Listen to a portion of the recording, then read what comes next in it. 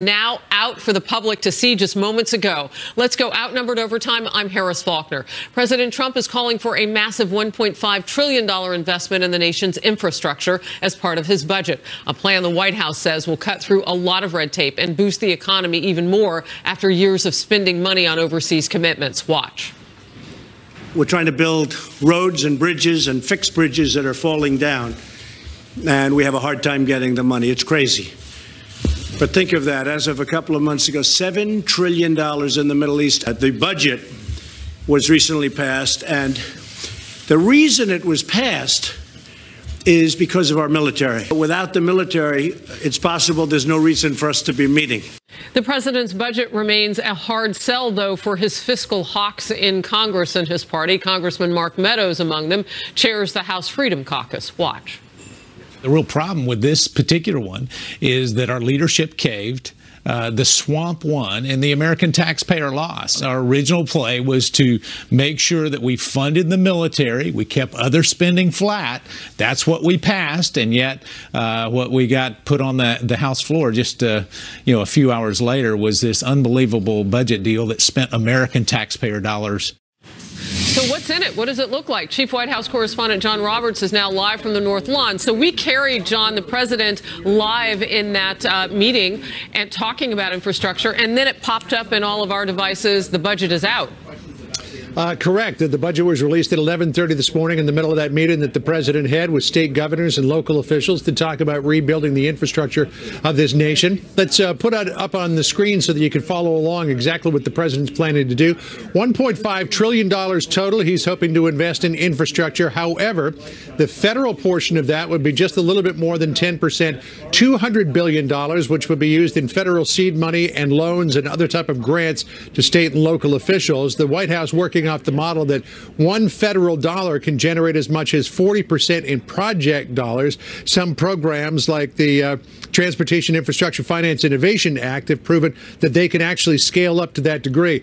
Also, $50 billion in rural infrastructure. That would be in the form of block grants to governors. The president also wants to streamline the permitting process to 2 years. He would do that in part by having one agency take the permitting lead on a particular project. Then there would also be changes to trade, education, and licensing. For example, if you were a plumber in Florida and you wanted to go work on an infrastructure project in Oregon, that license would be able to transfer instead of having to get a separate state license. The president, as I said, just met with governors and other local officials to really kind of play up the idea of his plan to rebuild the infrastructure. Listen here. I'm not so sure it's shifting the burden. I think what we're giving is states and local communities the opportunity to leverage federal dollars to invest in the projects that the federal government has not been able to do for years. I mean, the reason the infrastructure is crumbling is because the bureaucracy here doesn't enable us actually to move forward. So what we're going to do is to empower the states and localities to use some federal dollars to match it and to reinvest in their communities. Apologies. That was the legislative director, Mark Short, talking about criticisms that this is shifting the burden over to states. Let's take a look at some of the other measures in the budget. An additional $300 billion for the military. That was agreed to last week by Congress. $23 billion for border security. That would hire an additional 2,750 Border Patrol agents and put $18 billion over 2 years into building a border wall. It would give $13 billion to the fight against opioids in this country.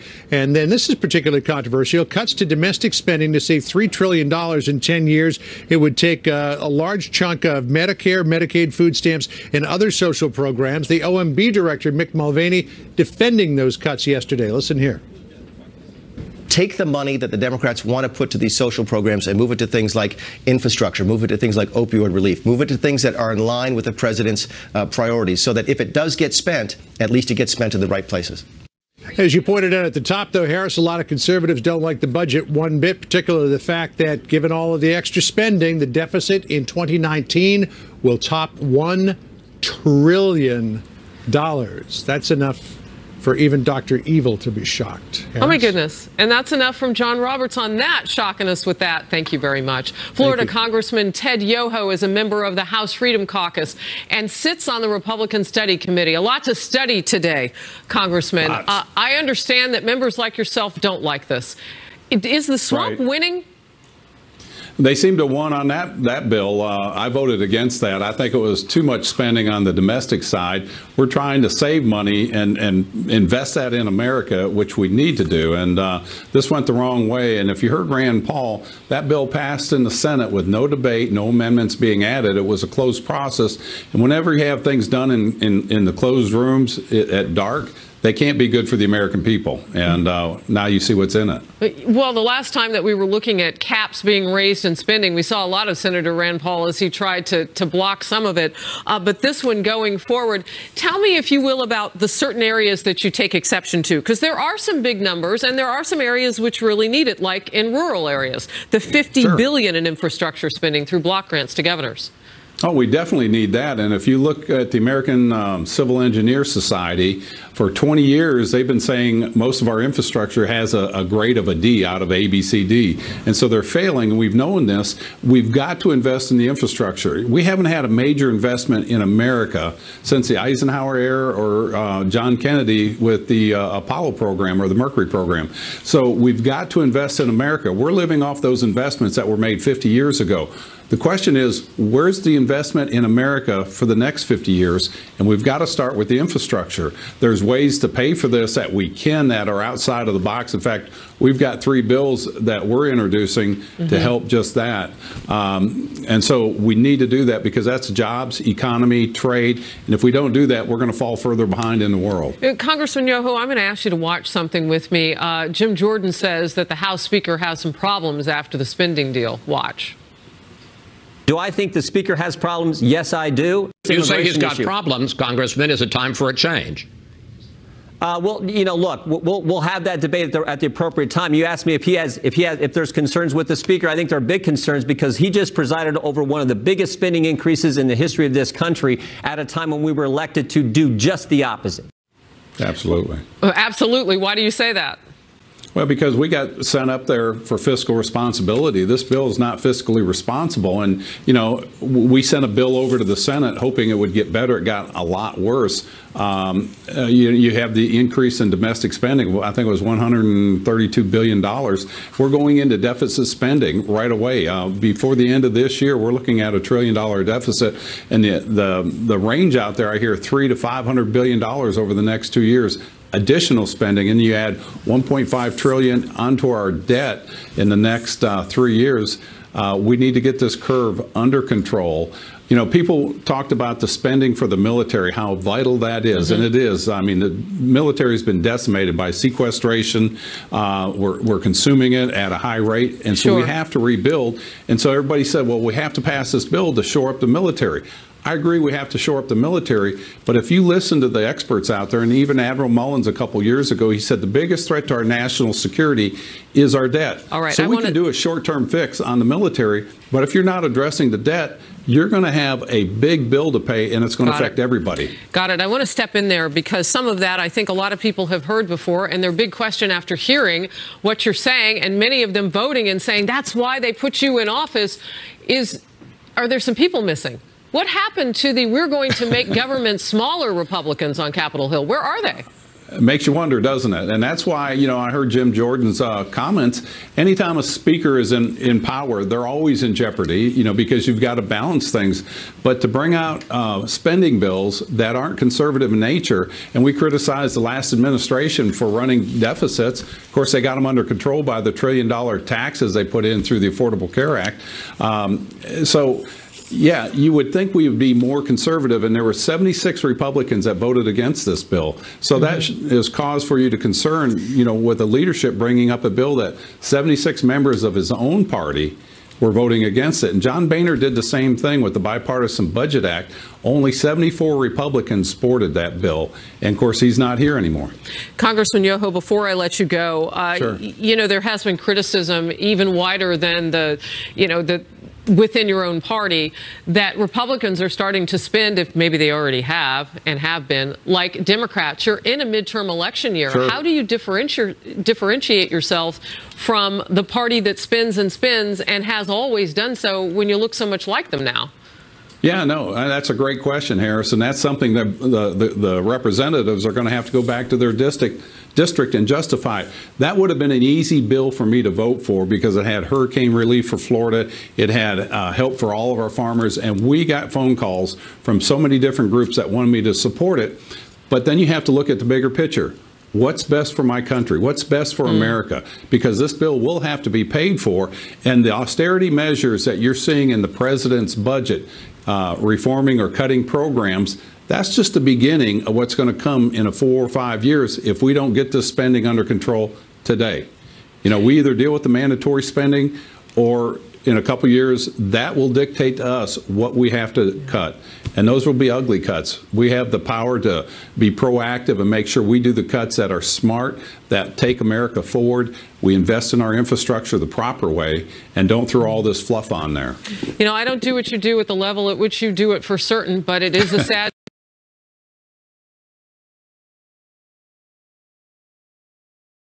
It's hard to wrap your head around it. I know you said that there were some options, but we didn't get to see those walked out, and we knew how important that element was. I hope you'll come back to the program, Congressman Yoho of Florida. Thank you. Sure, be glad to, Harris. Thank you. All right.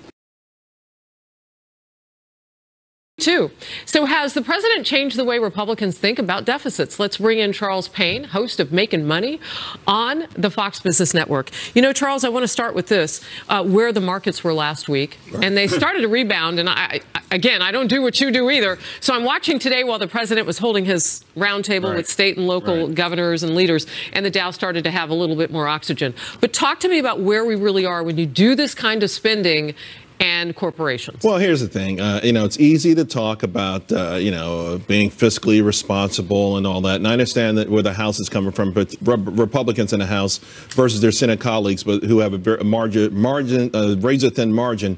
But, you know, no one ever talks about going after entitlements. Nobody. I don't care who you are. The Freedom Caucus, no one. So in this budget, the White House goes after discretionary spending. Right? They do their two-penny plan. They go after waste, fraud, and abuse in Medicare. But I think what we're probably looking at, and the two presidencies I'm looking at to sort of use this as a roadmap, are Barack Obama and Ronald Reagan. Because both presidents came in after a real difficult period, economic period. Both of them had a lot of deficit spending, right? The high deficits as a percentage of GDP. What was interesting on Ronald Reagan, though, is we had an average GDP growth of 3.6% in the 4 years after he implemented his plans. For Barack Obama, it was only 2%. So where's your difference there? In the last year, Congress, 2016, implemented 211 laws. You know how much the government agencies implemented in terms of new rules? Almost 4,000. So we've already seen President Trump start to whittle those away. I think he's playing the hand that he's been dealt. It's one thing to talk all this political rhetoric. I think we're over it. We're adults. Let's be honest about it. You don't have the political will to do what you say you're going to do. So if President Trump is indeed the king of debt, at least if he uses this to grow the economy, it will have a much better chance of growing our GDP and bringing people, you know, sort of generating economic prosperity than, you know, using deficit spending and high taxes and more regulations. You know, Charles, as you're talking and we look at the cuts to the domestic spending, that's what you're talking about over 10 years. But when you look at entitlements, and you hear Speaker Ryan talk about this, when you add up all those numbers, they don't even approach what you just signed for 2 years, $300 billion. So it's never really going to offset. What's it going to take to get us to stop spending like we are? Well, they're spending other people's money. Well, also, let's be honest. I mean, again, it gets right back to those so-called entitlements. And everyone watching pays into Social Security. Everyone watching pays into Medicare and these things. But unfortunately, the government has overpromised what those payments will do. You know, according to their math, they should be generating 8% a year on the money that they take from our paychecks. Obviously, they're not. So, you know, what's in the Social Security lockbox? Probably cobwebs and a bunch of IOUs. So it's really tough. And again, you've got to be honest about this. I would have loved to have seen some fiscal discipline. But having said that, if President Trump uses this deficit, this debt, in a way to generate stronger GDP, to generate supply-side economic benefits, which would have a greater ability to lift all ships, then that's probably the best possible outcome against the realistic political backdrop that we exist in. The markets are liking something. Maybe it's that Charles Payne came on and sat in the mezzanine today. As soon as the official budget was released, we had a spark. We were up 380. gave 100 points back, and as soon as that budget was released and people looked at it again, we started to rally again. We should make it known that the budget is not binding coming from the president, but it is a blueprint of kind of his policy making and what he'd like to see in place. So it gives investors that certainty, which I've learned from you, Charles Payne. They like certainty rather than not. Thank you. I'm going to cut in now with a little breaking news. The New York Police Department has now confirmed a letter containing an unidentified substance was sent to a Manhattan apartment building. That unit belongs to Donald Trump Jr.'s wife, Vanessa. Here's what we can report at this time. Vanessa Trump opened the letter. She was taken to the hospital as a precaution. This happened about 10 a.m. this morning, and so we are just getting the confirmation of that. Another network is reporting that the suspicious letter with an unknown substance that was sent to that Manhattan apartment to the daughter-in-law of Donald Trump, our president, a letter containing that unidentified substance. The hospital run was just as a precaution. As we learn more, the specific nature of what was in that letter and how Vanessa Trump is doing, we will bring it to you right away, just despite the growing firestorm on how he handled abuse allegations against a White House aide. This, as a group of Democrats, are now demanding to know when Kelly found out about those accusations, whether his job could be in jeopardy. Well, we haven't heard that, but Democrats are asking. And the immigration debate is heating up on Capitol Hill. Again, Senate Majority Leader Mitch McConnell is planning to bring it to the floor tonight as President Trump is going after Democrats, saying they don't really want a fix for Dreamers as much as Republicans do, whether Congress can get a deal. Stay close. This president is the only one who's being sincere in trying to fix and find a long-lasting solution for the DACA problem. The immigration system is broken. This president knows it. It is so dangerous for the American people to have all these loopholes in the immigration system. Fox News alert, the Senate is set to begin a rare open-ended debate on immigration. A procedural vote is scheduled for later this evening. Earlier today, President Trump said he thinks they can get a deal done to protect Dreamers. But over the weekend, he tweeted Republicans want it more than Democrats do. Meanwhile, the White House is floating a possible compromise that includes keeping current legal immigration quotas in place in exchange for some border security measures, which conservatives say they want. Alfonso Aguilar is the president of the Latino Partnership for Conservative Principles. He met with White House officials last week who were trying to broker a deal on DACA. How much do you think we are closer to getting that deal right now? Well, I think we're close, and it's because of the leadership of the White House and the President of the United States. And we have to make that point clearly. The reason why Congress is talking today about immigration and providing a path to citizenship to up to 1.8 million Dreamers, it's because of President Trump. And I know that the Democrats don't like that idea because they love to use the issue politically. But we are close to getting a deal. The framework that the White House has put forward is a framework that is balanced and that can lead to compromise. And that's the key word, compromise. Both sides are not going to get everything they want. They're going to have to accept things they don't like. But at the end, we're going to get a good immigration bill that's good for the nation and that it provides relief to the Dreamers. But it does require the Democrats to sit at the table and have an earnest conversation with Republican leadership.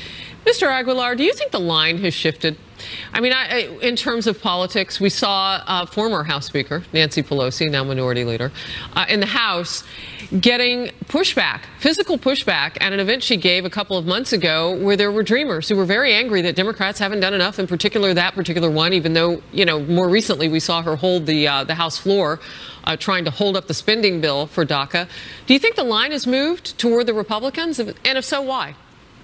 Well, I think so. I think Democrats are being pressured by extremist groups. And when you see those Dreamer groups, they're not representative of the majority of Dreamers or even of the immigrant community. I think Democrats are beginning to realize that there are many Hispanics, that there are many Dreamers who want to see a solution and that see the president's framework as something that is balanced. You know, Nancy Pelosi said that the president's framework is a campaign to make America white again. I mean, this over-the-top narrative just doesn't play very well with Hispanics, who, when they see the framework, they see that it's a middle-of-the-ground proposal that, again, can provide millions of people a path to citizenship. But having said that, let's not forget, it's also tough on border security. It would expand fencing, which we need to secure the border. The bulk of heroin that's coming in the country is coming from the southern border.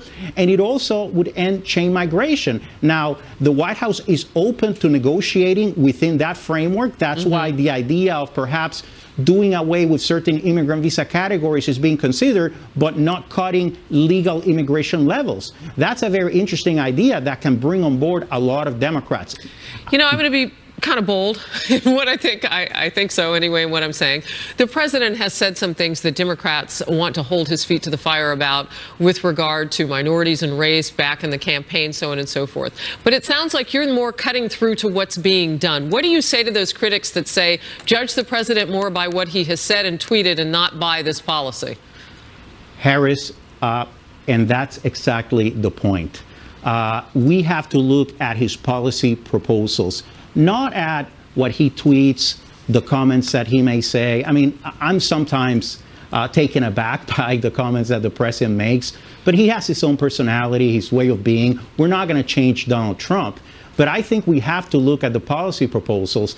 And we had a great meeting with General Kelly and Secretary of Homeland Security Nielsen. They understand the issue. They're committed to pushing this through, and they're also committed, and I don't think people realize this, to having a broader conversation about immigration and even address some of the other outstanding issues that will remain after this debate. Look, it's been 30 years. We've had President Bush, President Obama talk about immigration reform, and they were not able to accomplish it. It may take somebody like Donald Trump, who's been much maligned as anti-immigrant, as anti-Hispanic, to get something done. I think Hispanics and most Americans are tired of just speeches and words. They want to see actions, results. And I think the president has put forward something that may actually lead to concrete results for the good of the country. Real quickly before I let you go, others in the Hispanic community, have you done any sort of polling, anything that says, yeah, you're on the right track, this is the president to get it done?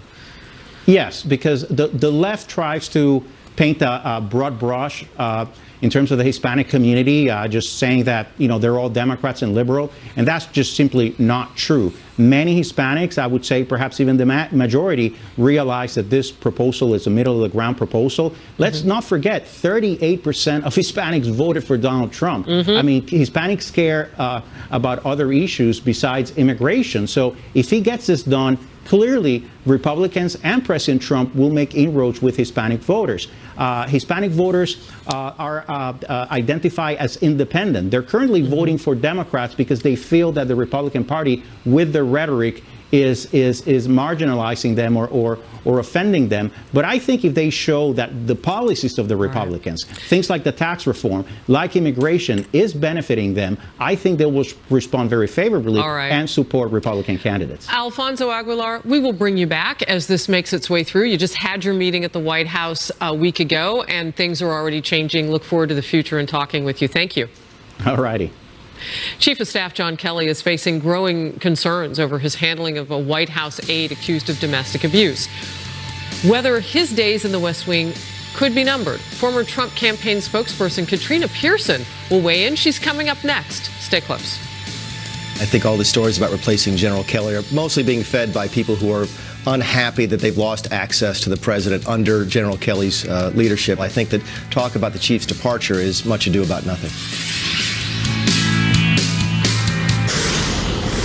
Fox News alert, continuing fallout now after two White House officials accused of domestic abuse by their former spouses have stepped down from their posts. Now, Chief of Staff John Kelly is facing a firestorm of criticism in the wake of reports that he knew about the accusations against Rob Porter back in September and kept him on the job. There are reports Kelly is willing to resign over this, but the White House says Kelly still has the president's support. Meanwhile, top Democrat Adam Schiff tweeted this: the failure to fire Rob Porter earlier and the constant churn within the White House are indicative of a central moral failing and a conundrum facing all of the president's staff.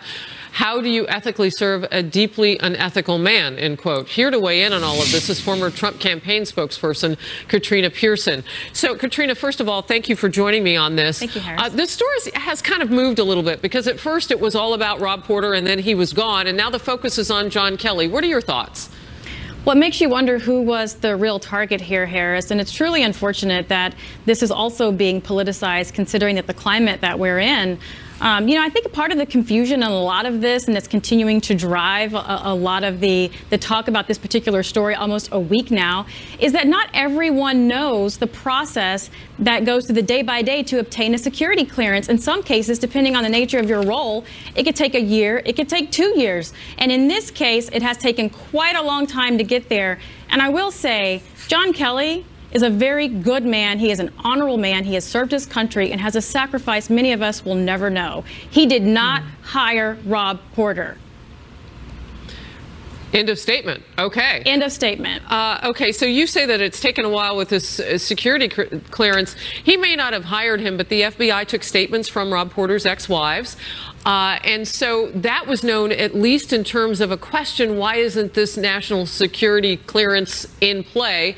And I would imagine that somebody on the staff would have asked that. I mean, you know from working with the campaign kind of what the feeling is about these issues. And all across the country, we're having a discussion at a 37,000-foot level about the treatment of women. So there might have been some extra sensitivity. Maybe we take Rob Porter, put him aside, and figure out what's going on. Your thoughts? Well, you're absolutely right. This discussion is being had all over the country, and many people would like to know before taking action, and if this investigation was ongoing, which apparently it was, come to the conclusion. Here's the thing. When you fill out your SF-86 form, that release of information goes only to the investigative agency, not your friends, not your peers, and not even your boss. So we really don't know what information made it to whom and when, but we do know there was an investigation. And once proven true, it is safe to say that his clearance may not be adjudicated, and we'd be right where we are today. Katrina, where do you put the comments that the president made? And Kellyanne Conway got on the record again saying that the president believes, quote, you have to consider all sides, something that we have heard him say after other such situations where the nation was perplexed as to which side would you believe over one or the other. Well, you're speaking of a man that has been attacked from all sides on a daily basis. So he's probably speaking from personal experience whenever he does address these issues, being accused of everything from, hating people, being racist, and even a Russian spy for that matter. So of course he takes the objective point of view, and in his tweet he did mention that some of them are true, but unfortunately those that are false, Harris, those lives are being destroyed because the average person doesn't have the money, the time, or the resources to fight allegations such as this, and people are losing their livelihoods over it. Katrina, as a spokesperson for the campaign formerly, and now looking at this White House, what would you think would be a good thing for them to do next? Well, I think now, obviously, they're going to be under attack for the remainder of his presidency. So I'm not really sure you can avoid anything. We do know that there are agents in the swamp that are still trying to hurt this administration. I would say it is really time to clean house. We've got to get rid of the Obama holdovers. We have to get Mitch McConnell to get the appointments confirmed. We still have several people that have not been confirmed yet, and that's unacceptable. We need to get our people in and get the bad guys out to move forward. And those people who, if you look deeply as to why they don't have security clearances, or we had another staffer at the White House come forth with, as we learned, domestic violence charges against them. Get rid of them too? Well, we have to investigate. Deal with that situation? I think each situation is separate. We can't just blanket everyone. Each investigation has to be handled separately. And if, in fact, these allegations turn out to be true, the matter should be handled swiftly. All right. Katrina Pearson, great to see you. Thank you very much. Great to be here. Thank you. Absolutely. A Democratic House intelligence member says redactions are now underway. And their rebuttal to Republicans' surveillance memo could be sent back to the White House as early as today. The president objected to its release last week, saying Democrats sent a very political memo that they knew would need redactions. Our power panel will weigh in. Stay with us. But if there was political pressure put on the department by the president, or if these redactions would take out of context what the FBI was trying to do in seeking its application against Carter Page, we can't support that.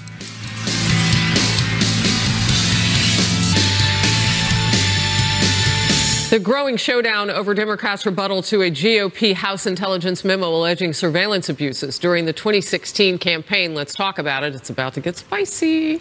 Redactions are now underway on the Democrats' memo after President Trump objected to declassifying it Friday. Now a Democrat on the committee has told CNN it could go back to the White House as soon as today. The president over the weekend slammed the initial rebuttal, tweeting, "The Democrats sent a very political and long response memo, which they knew, because of sources and methods, and more, would have to be heavily redacted," whereupon they would blame the White House for lack of transparency. Told them to redo and send back in proper form. But ranking Democrat Adam Schiff says the president had a much different motive for rejecting it. Watch. The president doesn't want the public to see the underlying facts. What is revealed in our memo are quotations from the very FISA application that really demonstrate just how misleading the Republicans have been. The president doesn't want you to see these facts from the FISA application because it completely undermines his claim of vindication. Power panel now. Lisa Booth, president of High Noon Strategies, and back from Outnumbered, Marie Harf, former spokesperson for the State Department. Both are Fox News contributors. Lisa, I'm going to start with you. My head almost exploded as I was listening there to a Democrat say, oh, no, we're going to completely show you that the facts were different. I'm paraphrasing him. When no one has said that, actually. Well, and Chairman Gowdy also made the same assertion that President Trump laid out in his tweet, that the Democrats intentionally tried to set it up where there were sources and methods to try to hamstring the Trump administration and put them in a negative spot. But look, I think ultimately what needs to be done here is releasing the original application for the FISA warrant and the subsequent extensions, and that way this conversation is no longer left and right, and ultimately Americans just get to see the underlying information. And the importance of that? Why do we need to know it? Well, I think the concern here is the fact of what you've got from the Nunes memo, as well as what Senators Grassley and Graham laid out, and the fact that the dossier was used to obtain a FISA warrant against someone that used to be affiliated with the Trump campaign. And I think the big issue here is also the credibility of Steele, because he even said in a British court that he cannot verify his own dossier, yet the FBI used it to obtain a FISA warrant. So I think that to spy on Americans. Right, which is incredibly concerning. So, Marie, again, what I was pointing out is that no one has said, at least on the record that I have seen, that what is in the Republican memo per se is going to be shown to not be true by the Democratic memo, which means facts can't be changed. So what's the point of seeing another one? I want to see everything, but I just want to know your opinion. Well, I actually think a lot of Democrats believe that Chairman Nunes cherry-picked information. He only used certain things and didn't use others, and made accusations that are not true based on that. That he has made a claim that the FISA process was misused here to surveil Carter Page, when in fact there is no evidence that we have seen that it was misused. Carter Page, his application was renewed 3 times based on a multitude of information, and no one has been able to point to anything. So speaking to Lisa's point, that's why it would actually be helpful to see the unvarnished truth in the FISA application. But the Democratic memo also needs to be released. The longer the White House refuses to do that, this looks partisan. Well, but the president hasn't said that he won't release it. He said it's got to go back. And I recall But they didn't do that to the Republicans. But I do recall that there were some changes made to that original Republican one, too. It may not have gone through this direct process from the White House, but Democrats were pushing back. Well, they didn't want changes to it. But you can't say it's the same process when President Trump put out the Republican memo over FBI and DOJ It's more than twice as long as the Republican. I also think it's only 10 pages. I also not like think a novel. There's been a loss of credibility for many on the left. When you had Obama administration officials lying to us and telling us they did not spy and unmask names within the Trump transition team. We have Schiff has been saying all along that there's collusion, but is yet to provide any evidence of collusion. You have Hillary Clinton and the DNC having lied about the fact that they were behind the dossier in the first place. So I think there's really a loss of credibility for those on the left. And it's that money trail that has been problematic all along. I mean, what did the FISA court not get in terms of useful information that may have changed the game altogether? But I want to go back to just kind of the overarching situation here. Would you say, Marie, that both sides have been damaged in this process? Because, I mean, you've got material coming out of the House Intel Committee. In the very end, we may end up seeing evidentiary support of the FISA application. I mean, it's in the bloodstream of America now. It was never really meant to be there. Well, look, I think that the House Intelligence Committee, unfortunately, I would argue largely because of Chairman Nunez's behavior, but let's say, of course you would. You're a Democrat. Well, he's also the chairman, and he's in charge of setting the tone. And this week he built a physical wall separating the staffers from the two sides. So Did Democrats fight that? He's not, absolutely. He is not setting a tone of bipartisanship. But I'll give you this. The House Intelligence Committee is not functioning in the way it should. The Senate Intelligence Committee, Richard Burr and Mark Warner, Republican and Democrat, have actually managed to work together in the kind of bipartisan manner that they should be. But you've also had those on the left file a complaint against with the House Ethics Committee against Chairman Nunes, and it found out that he did not abuse classified information. He did not handle it incorrectly, which the allegation likely came from the left. So keep things equal, fair. Don't spy on us unless you know that you're doing it for the right reasons, and keep us safe. We'll be right back. Stay put. With the midterm elections fast approaching, President Trump will reportedly look to rally his base with more cultural issues, perhaps like NFL players kneeling during the national anthem. Is that a good way to get Republicans to the polls? Could it backfire? And maybe, I don't know, incentivize Democrats to go to the polls. We'll talk about it. Wouldn't you love to see one of these NFL owners, when somebody disrespects our flag, to say, get that son of a bitch off the field right now?